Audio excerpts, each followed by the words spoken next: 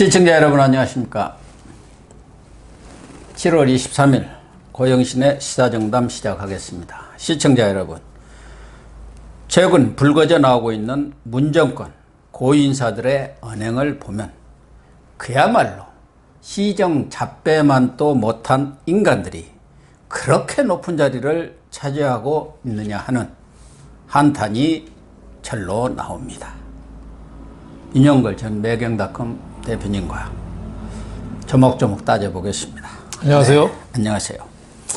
우선 우리가 억울하면 출세하라 그런 말도 있습니다만은 정말 출세를 하려면 안면 몰수, 체면 불구 그렇게 해야 되는 거 아닌가 하는 생각이 드는 요즘입니다. 네, 그렇습니다. 우선 청와대 이제 개편을 좀 하겠다는 거 아니에요? 요새 부동산 불길이 워낙 거세니까 거기다 물을 좀 뿌리려고 물타기를 좀 하겠다는 생각인 것 같은데 그것까지는 좋아요.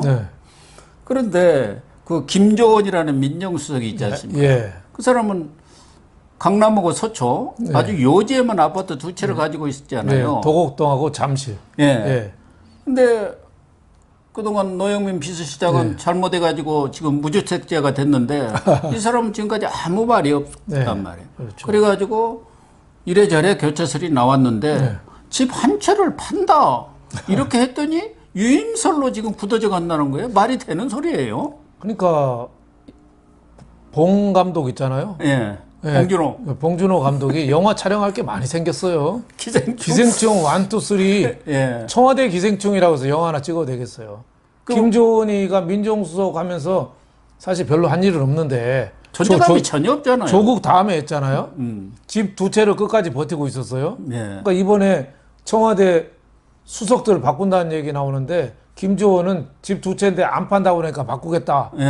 그러니까 다시 팔겠다 그러니까 그래 그럼 너 있어. 그러면 민정수석 값이 집 한 채 값입니까 강남에? 그렇다고 봐야죠. 한 2, 30억 되네요. 아깝지만은 아유 내 자리를 조금 더 하는 게 유리할 거야. 지금 나가면 나 놀아. 그런 심리 아닌가요? 그러니까 청와대 비서실을 개편하려면 임기 후반기에 그 정책을 국가를 이끌어 나갈 수 있는 그 우수한 인재, 동량 지재를 갖고 새로 판을 짜려는 생각을 해야 되는데 그러니까요. 너 집 팔 거야 안 팔 거야? 저 팔겠습니다. 그래? 그럼 좀 더 있어. 안 팔겠으면 너 나가. 이게 코미디죠. 봉준호 감독 영화 찍을 게 많다니까요. 저 박원순 그건 영화 기생충 2고 요건 기생충 3예요. 박원순 그 서울시 6층 기생충 2죠. 이거 기생충 3예요. 정말 블랙 코미디도 이런 블랙 코미디가 없죠. 근데 지금 김조원 수석은 그 두 채 가지고 지금 3년에 11억이 올랐어요. 그것도 지금 그 공시지가 이런 거 해갖고 11억이에요. 그렇죠. 실제 시세로 따지면 제가 볼 때는 한 20억 오른 거야. 한 채당 한 10억씩 오른 거 아닙니까? 그러니까 자리도 챙기고 돈도 벌고 지금 꼭 먹고 알 먹고 그런 건데 우선 이 사람은 너무 존재감이 없었지 않습니까? 민정수석인데 지금 추미애하고 윤석열이 그렇게 갈등을 빚고 이런 것들을 잘 조정하는 게 민정수석의 역할 아닙니까? 그렇죠. 공직기강이라든가 이런 부분도 물론 다른 부분도 많이 있지만 근데 어제 추미애는 국회에 가서도 윤석열을 또 우리 속된 말로 씹어대더구만요. 또 자기한테 대해서 조금 언짢은 이야기 하니까 그래서 어쨌다는 거예요 하고. 그러니까 시정잡배도 그렇게 안 싸우죠. 그러니까 자기한테 불리하면은 두 가지 방패가 있어요. 하나는 젠더 속에 숨어요. 그 왜 맞아요. 그 용어 그 왜 수명자라는 용어를 그 지난번에 그 문건을 최강욱이가 의원이라는 친구가 먼저 빼돌려서 발표했잖아요. 그때 수명자라는 말이 있거든요. 그게 군대 법원 용어라는 거예요. 법원 용어인데 그 최강욱이가 잘 쓰는 말이에요. 그 군 법무관 그렇죠. 그러니까 고시한 사람 아니에요. 그러니까 김태훈 미래통합당 의원이 수명자라는 거 쓰고 봐서 최강욱이가 다 한 거 아니냐 그랬더니 여자라고 수명자를 못 쓰냐. 여자 속에 젠더 속에 살짝 숨어요. 그러다가 또 김태훈 의원이 아들 그 휴가 그 암 엮는 거 그거 딱 떨어지는 거잖아요. 그러니까 금도에 어긋나는 말을 하지 마세요. 금들 왜 모정이라지 모성. 그러니까 두 개. 젠더하고 모성 속에 살짝 숨는 거예요. 전에 법사위에서도 아들 얘기가 나오니까 또 한 말씀 했잖아요. 한 말씀 정도가 아니죠. 아들이 울고 있다. 우리 아들이 울고 불고 하고 있다. 그러니까 어제 아들 건들지 말라. 막 이렇게 얘기했잖아요. 그리고 또 누구죠? 그 한동훈 검사장이 사석에서 그 채널A 기자랑 저 추미애에 대해서 좀 씹었잖아요. 그러니까 일개 장관이라는 말에 대해서 자괴감을 느낀다. 자기가 윤석열한테 한 심한 거는 생각도 안 하고 그 한동훈이가 못할 말 했나요? 한동훈이가 진짜 제대로 얘기를 검사 정신이 살아있던데요 보니까 그 울산시장 그 공개 못하게 공소장 공개 못하게 추미애가 어거지로 막은 거 아니에요. 그게 말이 되느냐. 국민의 알 권리 침해다. 그걸 말한 건 당연한데 또 기소검사하고 수사검사를 분리한다고 그랬잖아요. 그러니까 권력 그 수사 맡기 위한 1년뿐이다. 옳은 얘기합니다. 그래서 자기도 철회를 했잖아요. 그러니까 추미애 하는 거 보니까 참 한심하고 근데 어제 국회에 좀 아쉽더라고요. 김태흠 의원이 자신도 흥분해버리고 좀 아픈 거를 콱콱 찔러야 되는데 논리적으로 이렇게 탁탁 지적해야 하는데 좀 감정적으로 감정적으로 언사를 쓰니까 또 그쪽에서 또 감정적인 언사를 쓰고 그렇게 추미애가 뭐 보면 품위도 없고 논리도 없고 여유도 없잖아요. 그냥 거의 시장에서 악 쓰는 것처럼 대답하던데 그런 사람을 국회의원 상대할 사람 미래통합당에 한 명 있어요. 여자 의원. 조수진이가 그렇지. 조수진. 예, 나이도. 저격수 아닙니까? 나이도 훨씬 어린 조수진이가 나가서 공부 세게 해와가지고 추미애 아픈데 콕콕 찔렀으면 추미애가 젠더 속에 숨었겠어요? 아니면 모성 속에 숨었겠어요? 같이 애 키우는 입장에서. 그러면 아예 추미애를 아예 그냥 밀어버릴 수 있었을 텐데. 김태흠 의원은 조금. 두 분 다 머리가 별로 그렇게 꽉 찬 분은 아니고. 그러니까. 저는 한동훈 검사장 얘기 중에 가장 공감이 가는 것은 공부 좀 해라. 그거던데요. 맞아. 공부 좀 해라. 너무 머리에 든 게 없잖아요. 이렇게 보면은. 우리 정치인들 보면 공부 좀 해라. 그런 얘기들 많이 하거든요. 공부 안 하는데. 추미애도 정말 공부 안 해요. 그러니까 옛날에 그 사법고시 시험 볼 때 그때에서 머리가 딱 굳어버린 거 아닌가. 그다음부터는 그냥 악만 남았고 악하고 탐욕만 남은 것서 저렇게 검찰 독립이나 중립성을 마구 흔드는 거 아닌가 이런 생각이 좀 듭니다. 어쨌든 이 청와대가 참모진을 개편한다면은 윤 대표님 말씀대로 후반기 이제 종반기죠. 어떻게 보면. 이 마무리를 어떻게 할 거며 거기에 따라서 어떻게 국정을 운영해 갈 것인가 거기에 맞는 사람 그런 어떤 구상과 프레임을 가지고 개편을 하든가 말든가 해야 하는데 아파트를 파느냐 안 파느냐 이것이 그러니까 이번에 무슨 비서관 행정관도 아니고 수석을 그것도 가장 핵심인 민정수석을 결정하는 요인이라니 청와대 수석 세 판이 부동산 판이 돼버렸어요. 제일 웃기는 게 저 중앙일보 출신 대변인 뭐 강민석인가요? 그 친구도 사의를 표명했어요. 했다가 반려받은 거예요. 왜 사의를 표명했냐면 노영민이 집 판다는데 처음에 반포집을 판다고 그랬거든요. 그러니까 노영민이가 아니야. 나 반포가 아니라 청주 파는 거야. 그래서 강민석이가 그걸 정정했어요. 노영민은 엄청 국민들한테 비판 많이 받았잖아요. 비판 정도가 아니라 그냥 쌍욕을 들었죠. 욕을 엄청나게 바가지로 먹은 거죠. 지역구권 팔고 반포권 남겨놓는다고. 그러니까 나중에 반포권도 팔게 돼 있는데 강민석 대변인이 국정에 대해서 홍보를 잘못해서 사의 표명한 게 아니라 노영민 반포지 먼저 판다고 얘기했다고. 그러니까 이게 코미디도 이런 코미디가 없어요. 정말 삼육 코미디입니다. KBS의 코미디 프로를 너무 빨리 막을 내린 것 같아요. 그렇죠. 우리나라가 코미디가 안 돼요. 개그가. 왜? 정치인들이 다 웃기는데요. 코미디를 따로 만들 수가 없어요. 문재인도 봐요.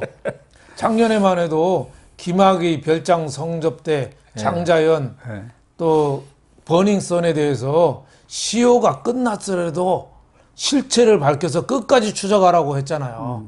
박원순에 대해서는 싹 아무 말도 안 해요.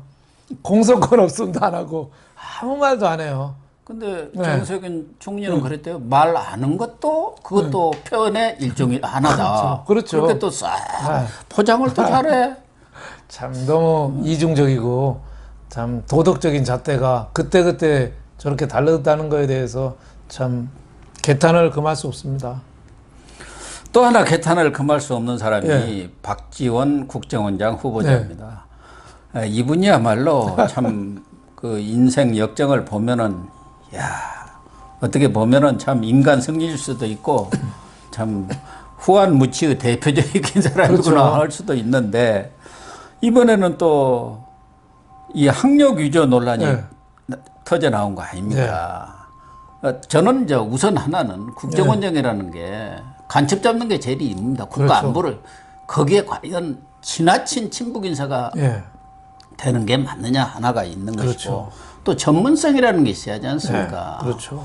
지금은 단순한 정보 외에도 뭐 사이버 또 테러 또 산업정보 뭐 이런 것들 전반적으로 국정원이 지금 국가 안보와 기밀을 유지하고 외국의 정보도 수집해야 하는 그런 역할인데 그 양반이 뭐 그런 것만 했습니까? 공작하고 뒤에서 정치 뭐 이렇게 돈 주고 왔다 갔다 하는. 돈 갖다 주는 거밖에 전문성이 없잖아요. 그러니까요.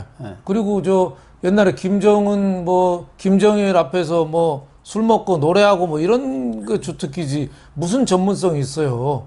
주호영 원내대표가 한 말씀 했잖아요. 통합당에. 그렇죠. 적과 내통했던 자를 어떻게 그 안보기관에 정보기관의 수장으로 임명하냐. 그 틀린 얘기예요? 그 대통령이 금방 또 역성을 들고 나섰어요. 그렇죠. 자기 비판하는 건 못 참는 거죠. 자기 비판하는 건 못 참는 거예요. 그거 당연히 할 말이죠. 야당이 그런 얘기도 못 해요? 근데 북한에 돈 갖다 줘도 내통하던 자잖아요. 그 실형을 받았잖아요. 감옥살이도 했어요. 그때 휠체어 타고 실명 고단다고 해서 저는 그때 곧 죽을 줄 알았어요.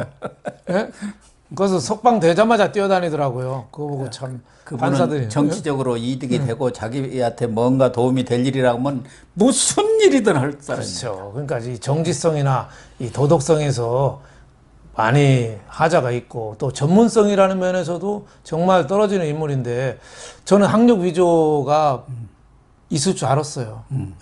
그동안에도 많이 회자가 됐고 다 아는 얘기거든요. 근데 65년 거만 저는 속였으면은 뭐 그럴 수도 있다. 오래된 건데 그 55년 전 걸 뭘 어떻게 해 하겠는데 진짜 질이 나쁜 게 2000년에 다시 속였잖아요. 그걸 다시 원위치 시키고 스카치 테이프 붙여놓고 그때가 2000년이 언제입니까? 2000년 DJ 정권의 실세였을 때예요. 부통령 역할을 할 때. 그렇죠. 그때 했다는 거는 이거는 정말 질이 나쁘다. 저는 65년 거는 뭐 너무 오래됐으니까 그리고 그 시절에 뭐 그런 게 좀 많았으니까 좀 저는 그거는 좀 용인을 해주고 싶어요. 이게 65년 때는 이 박 후보자가 광주 교대를 나온 건 맞아요. 그렇죠. 그걸 가지고는 당국대 편입이 안 되니까 학점이 부족해서. 그렇죠. 그러니까 조선대 상학과 5학기를 다닌 걸로 싹 거짓 그 증명서를 만들어 갖고 조국의 원조예요. 그렇죠. 원조죠. 학력 위조고 뭐 이런 거 표창장 위조는 원조라고. 그렇죠. 그래가지고 당국대 편입을 하는 거 그때만 하더라도 좀 그런 것들이 많이 좀 없지 않아 있었어요. 그렇죠. 워낙 허술한 때니까. 그렇죠. 그런데 2000년도는 이제 그것을 다시 당국대를 지워버리고 원래대로 아무래도 찜찜하니까. 앞으로 이제 자기도 총리도 해보겠다 뭐 그런 꿈들을 다 갖고 있었던 거 아닙니까? 대권까지도 생각이 있었어요. 내가 왜 대권 못 나가냐고 했다니까요. 4년 전에도 왜 나도 대권 주자인데 왜 대권 명단에 없냐고 언론사에서 대권 후보 명단에 없냐고 하니까 있는데 도둑놈들이 잡히는 게요. 범죄 현장에 꼭 다시 나타난답니다. 그래 이것도 범죄 현장. 이거를 그냥 덮어놨으면 그냥 65년 거 아이고 저 죄송합니다 하면 넘어갈 텐데 2000년에 다시 그 자리에 가서 그걸 고친 거예요. 이거는 제가 보니까 딱 떨어지는 건데 또 청문회 가서 또 박지원은 워낙 능수능란하고 얼굴이 좀 두툼하시잖아요. 그러니까 또 버틸 겁니다. 그 눈구렁이 화법으로 또 뭐 넘어가려고 노력하겠죠. 근데 이거는 팩트가 좀 딱 떨어지는 거 아니냐.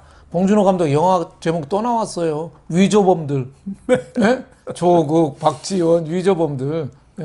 근데 지금 박지원 후보자는 당국대가 잘못했다는 거 아닙니까? 그것을 전산으로 바꾸고 하면서 오기를 했다는 거예요. 그렇게 당국대가 고쳐버렸다는 거예요. 당국대가. 당국대가 그래서 자기한테 사과했다는 거예요. 이게 귀신이 고친 겁니까? 65년 거를 당국대가 왜 고쳐요? 대학교가 그렇게 할 일이 없습니까? 대학교 가뜩이나 돈이 없는데 그 당국대가 옛날에 장충식 이사장이 있고 거기도 학내 분교로 시끄러웠잖아요. 정치적으로도 굉장히 코너에 몰리고 그러니까 박지원 거를 도와줬다 이렇게 봐서 그 맞는데 저런 비유 당국대가 나한테 사과했다고 버티는 박지원을 보면 최숙현 왜 철인 3종 선수가 예. 극단적인 선택했잖아요. 예. 그거를 최숙현 선수가 범죄를 저지르고 나한테 사과했다는 거랑 똑같아요. 그래. 네? 주장, 감독, 그 회장들이 뒤집어 씌우는 거랑 똑같아요. 예. 사실 박지원 의원 하면은 모든 게 돈과 연결되어 있지 않습니까? 그렇죠. 북한에 돈 갖다 준 거는 말할 것도 없고 네. 그동안 무슨 저축은행이다 뭐 이런 데 해가지고 나라정금부터 예, 뭐 그래서 수사받고 복역하고 다 그런 것만 이제 저 사람은 원래 장사꾼이니까 뉴욕에서 가발 장사를 해갖고 돈을 번 거 아닙니까? 그때 마침 DJ가 우리 망명화 있는데 거기다 돈을 좀 대줘갖고 그렇게 연결이 돼서 이제 정치권에 진입을 했는데 그 장사꾼의 수법을 이제 정치권에 와서도 잘 활용을 했어요. 그런 것까지는 좋은데 이런 부분이 나왔으면은 솔직히 잘못했다. 그 당시 그런 게 관행이었고 그래서 좀 죄송하다 이렇게 해야 하는데 지금 이 잘못도 있지만 단국대를 군대에 있을 때 다녔어요. 말도 안 되죠. 군대 복무 중에 그 3학기를 다 다닌 거예요. 얼마 전에 우리 방송에 김근식 교수가 나왔어요. 그분이 요새 미래통합당 인사청문위원회 자문단장이더라고요. 그 부분에 와서는 자기가 잘못했다. 죄송하다 해서 넘어가기로 했다고 하더라고요. 그 당시 군 부대장이 너 당신 똑똑한 것 같은데 그 2년 나와서는 안 되고 4년제 나와야 한다 해가지고 이렇게 해서 자기가 그렇게 들어갔는데 그거 좀 양해해 주시오 하고 뭐 이런 저렇게 그 전화도 오고 그래서 자기들이 그냥 그 넘어가기로 했다고 그렇게 솔직한 얘기를 해야죠. 그렇죠. 그 시절에 뭐 얼렁뚱땅한 거는 좀 이해해 줄 수는 면도 있는데 지금 이거 2000년에 위조한 거는 이거는 중대 범죄예요. 국정원장으로서 자격이 없는 거죠. 그 문재인 대통령이 인사 배제 5원칙이라는 게 있었잖아요. 논문 표절, 위장 전입, 병역 멘탈, 세금 탈루, 부동산 투기. 근데 지금 뭐 김정은이다 이런 사람들 부동산 투기는 말할 것도 없고 세금 탈루는 저 국무위원 장관 후보자마다 아는 사람이 없잖아. 그리고 뒤늦게 죄송합니다 하고 갖다 내고 그러는데 저는 이 학력 위조라든가 이런 것들은요 배제 5원칙 이것보다도 훨씬 더 그렇죠. 중대하다고 봅니다. 거기다가 이제 음주운전 성범죄 이것까지도 해서 이제 7원칙으로 늘어났는데 이런 것을 왜 만들어놨는지 모르겠어요. 뽐으로 했는가? 진짜 지켜야죠. 위장전입도 넣었으면 지켜야 되고 이런 위장전입이나 뭐 음주운전 이런 것보다 훨씬 더 가중한 게 학력 위조죠. 그것도 서류를 위조했다? 굉장히 큰 거죠. 조국이가 왜 저렇게 비난받아요? 그건 표창장 정도 표창장 정도인데 이거는 졸업 그 자격을 고쳐서 위조를 한 건데요. 자기다 권력형 비리잖아. 이거는 완전 권력. 2000년 힘 가장 셀 때 눌러가지고 한 거 아니에요.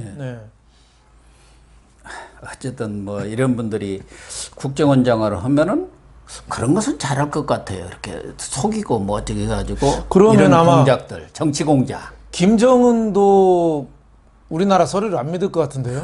그럴라나. 박지원이가 이것도 위조한 거 아니야. 그래서 김정은도 안 믿을 것 같은데요.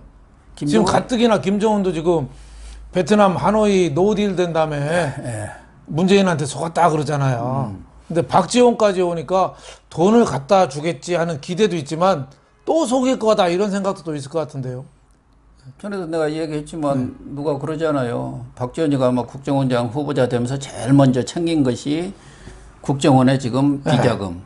그거 있잖아요. 그게 얼마인가. 그렇죠.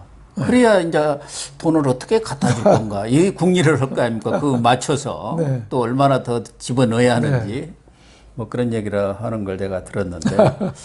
어쨌든 또 하나 참, 체면국이고 우습게 된 분이 이재명 경기지사입니다. 이분이 법원에서 대법원에서 무죄 판결을 받고 아주 세게 나갔죠. 네. 아주 펄펄 날았는데 뭐든지 무리하고 오버하면은 이 헛발질을 하게 되어 있습니다. 그렇죠. 그러니까 판결 난 다음에 나는 살았다고 독수리처럼 창공을 박차게 나갔는데 자기 말을 담지 못하고 독수리가 날아가다 보니까 벽이 딱 부딪혔어요. 벽에 부딪혀서, 머리가 예. 보니까 그게 친문들이요, 문바들이요. 그렇죠. 그러니까 독수리가 설사하는 거예요 지금. 그래도 거짓말을 하면 안 되잖아요. 부산 서울시장 공천하면 안 된다. 그 당헌 당규에 무공천. 나와 있으니까 그 주장은 좋아요. 하다못해 시장에서 장사하는 사람도 신뢰가 있어야 된다. 좋은 말이죠. 아주 멋있는 말이었어요. 우리 말했으면은 그러면 이 말 취소한다. 당당히 내 여건상 안 된다 해야 되는데 이재명 지사 저는 크게 실망했어요. 원래 말이 저는 그게 이재명의 본색이라고 봅니다. 야, 원판 불변의 법칙 있잖아요. 예, 안 바뀝니다, 하나만 사람은. 알면 열을 한다고 의견과 주장은 다르다 그러대요. 나는 그 공천 무공천을 주장한 적이 없다. 의견만 냈을 뿐이라는 거. 의견하고 주장하고 다르다. 이렇게 어떻게 말을 바꾸죠? 와, 저분도 저 만약에 대권을 잡게 되면 큰일 날 사람이다. 표리부동, 표리부동 국민들에 태도 대해서 돌변. 얼마든지 저 눈치 빠르고 판단력 빠르니까 국민들을 어르고 뺨치고 이럴 가능성이 많겠다. 그래서 이재명에 대해서 좀 신중하게 봐야겠다. 저는 계속 방송에 나와서 이재명에 상당히 좋게 평가를 얘기했거든요. 하셨더구만요. 예, 국민들이 가려운 데도 긁고 이렇게 했는데 이재명이 이런 말 하는 거 보고 야, 전 위조범도 나쁘지만 예? 저렇게 말 뒤집는 거 저것도 일종의 말을 위조한 거예요. 말을 위조한 거 저거 범죄예요. 저것도. 박지원은 문서를 위조한 거고, 그렇죠. 이재명은 말을 위조한 거예요. 그렇죠. 무공천 원칙에는 그럼 이렇게 얘기하죠. 무공천 원칙에는 변함이 없고 그게 내 소신인데 당의 입장이 그러니 어떡하겠냐. 뭐 이 정도만 해도 소신을 적겠다든가, 네, 유보하겠다든가. 네, 서울시까지 포기하기는 아마 당에서 감당이 안 되는 것 같다. 뭐 이 정도 했으면 국민들이 이해해 줄 텐데 나 그런 말 한 적 없다고. 의견과 주장은 궤변도 어느 정도 그렇죠. 궤변을 해야지. 네. 아니 우리 국민들을 아주 무시를 하는 모양. 자기는 흙수저이고 뭐 배운 것도 별로 없다고 그렇게 이 얘기를 하더니 아주 우리 국민들을 알기를. 그렇죠. 그러면 우리 국민들 수준이 어느 정도인지를 전혀 감을 못 잡는 모양이에요. 자기 얘기 막 그러세요. 할 줄 알았던 모양이에요. 자기 머리 꼭대기 위에 앉아 있는 거예요. 우리 정치인들 보면은 그 국민들 앞에서 너무 거짓말 많이 하고 오만방자하고 추미애도 그렇잖아요. 특히 이재명 얘기 중에 적폐 세력이 귀환을 한다면은 그러니까 다 적폐 세력 아닙니까? 자기가 볼 때는 상대를 다 적폐 세력으로 본 거예요. 그런 사람들이 오는 것보다는 현실을 선택해야. 왜 이렇게 이분법적으로? 그러니까 저 문바한테 그냥 어떻게 보면 짜웅하는 멘트라고 봐야죠. 상대방 야당을 적폐 세력이라고 표현하면은 그게 정치입니까? 정치는 포용과 화해죠. 상대방을 인정하는 것부터 시작돼야 되는데 우리가 안 되면 다 적폐 세력이야. 그러니까요.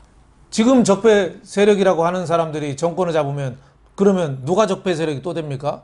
민주당이 또 적폐 세력이 되는 거예요. 그러니까 이렇게 끝까지 원수 갚으려고 대통령 했다고 정권 잡았다고 하지 말고 상대방하고 공존하는 그런 좀 태도가 아쉬운데 이재명의 이번에 말은 제가 굉장히 실망했습니다.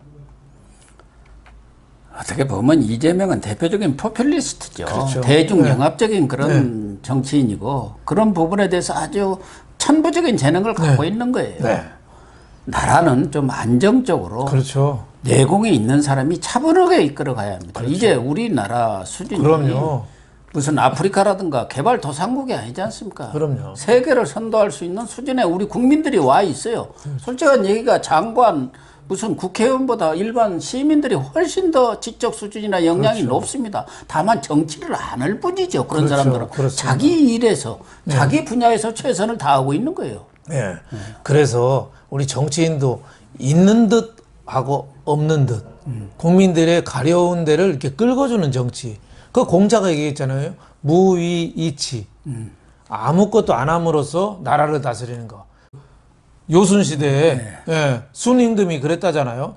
아무 일도 안 하고 의복을 단정히 입고 남쪽 방향을 바라보는 것만 해도 나라를 잘 다스렸다. 지금 나라가 우리가 OECD 10대 부국이 됐으면은 조용히 나라를 끌어가야 되는데 이거 부동산하고 그린벨트를 푼다고 안 푼다 갖고 열 몇 번 싸우고 갑자기 또 세종시 간다고 그래서 세종시 집값이 지금 몇 억씩 또 오르고 또 용적률 푼다니까 또 강남이 또 음마아파트가 또 들썩거리고 세금 때린다고 하고 온통 나라가 뒤죽박죽이에요. 뒤죽박죽. 이거는 정치가 아니죠. 정치가 아니라 어떻게 보면 패정이죠. 패정. 예? 부패할 패자 패정이라고 저는 생각합니다. 이런 식의 정치는 있을 수가 없다 이렇게 생각합니다. 네, 시청자 여러분, 지금 우리나라 최고위층 인사들의 언행을 보면 정말 도덕적 파탄자들 아닌가 하는 인상을 금할 수 없습니다. 정말 개탄스럽습니다. 노무현 정권이 물러난 뒤 스스로 패족이라고 했습니다. 그런데 지금 문재인 정권 앞으로도 한 1년 10개월 정도 남아있는데 벌써부터 완전히 우리 윤 대표님 말씀하신 대로 패정으로 가고 있습니다. 내부 혼란은 말할 것도 없고 정책이 난장판이 되어가고 있는 이런 현실. 앞으로 2년여를 어떻게 견뎌야 할지 참 까마득합니다. 시청해 주셔서 감사합니다.